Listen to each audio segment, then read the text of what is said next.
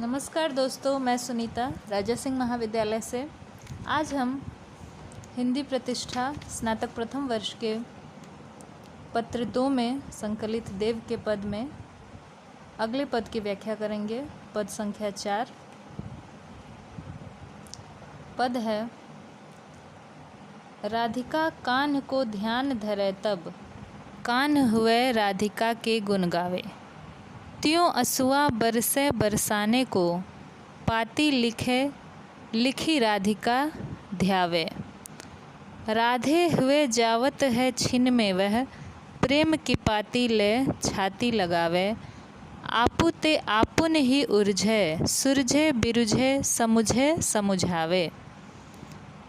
यहाँ पर उस श्रृंगार रस में वियोग पक्ष का वर्णन है, जहाँ नायक और नायिका दूर हैं और यहाँ पर राधिका जो है वो कान्हे श्री कृष्ण को याद कर रही हैं। श्री कृष्ण और राधे दूर हैं, तो यहाँ श्रृंगार रस का कि वियोग पक्ष का वर्णन है। इसमें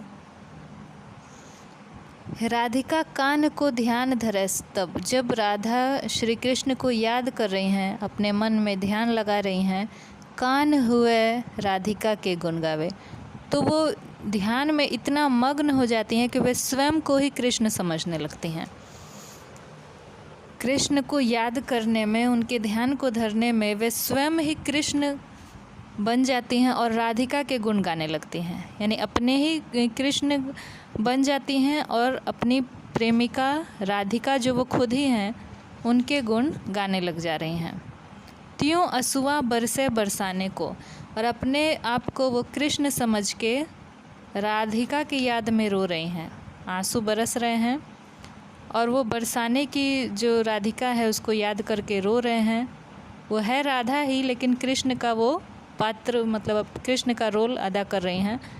कृष्ण के ध्यान में मग्न है और स्वयं को कृष्ण के रूप में समझ रहे हैं। पाती लिखे लिखी राधिका ध्यावे, और वो खुद ही पत्र लिख रही हैं, कृष्ण बन करके राधा को पत्र लिख रही हैं और राधा का ध्यान लगा रही हैं। फिर इतना करने के बाद राधे हुए जावत है छिन में, फिर खुद ही वो राधा बन जाती हैं। पहले कृष्ण बन के और राधा के नाम के लिए रो रही हैं और पत्र लिख रही हैं, और अब फिर राधा बन करके राधे हुए जावत है छिन में, यानी एक क्षण में फिर वो राधा बन जाती हैं। और वही पत्र जो खुद ही लिखा था थोड़ी देर पहले कृष्ण बन करके, वही पत्र को प्रेम की पाती ले छाती लगावे, उसी प्रेम के पत्र को अपने हृदय से लगा रही हैं। आपु ते आपुन ही उर्झे, यानी स्वयं से ही स्वयं उलझ रही हैं। यानी खुद ही में वो कृष्ण भी बनी हुई हैं और फिर थोड़ी देर बाद खुद ही राधा बन जाती हैं और खुद ही उलझती हैं और सुलझती हैं, समझती हैं और समझाती हैं। यानी कभी कृष्ण बन के समझा रही हैं और कभी राधा बन के समझ रही हैं।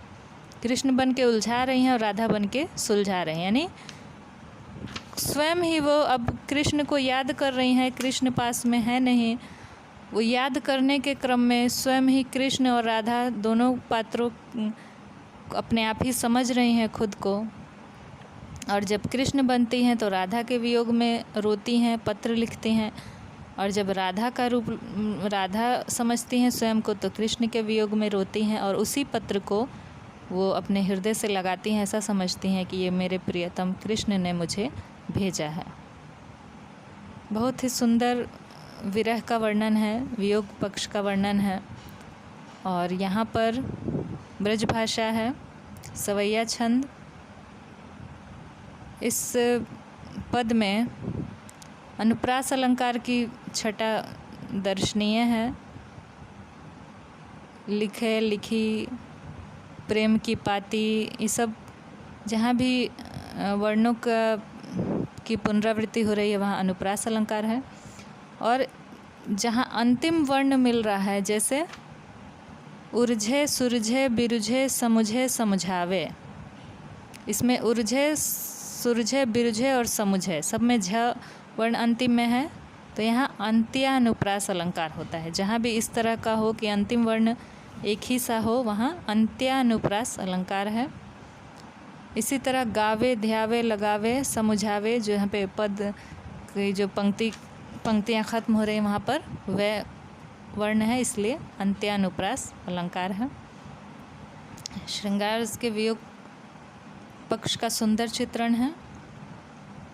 इस पद की भी आप सप्रसंग व्याख्या कर लेंगे। अगले वीडियो में फिर देव के कोई अगले पद को लेकर आएंगे। आज के लिए इतना ही। धन्यवाद।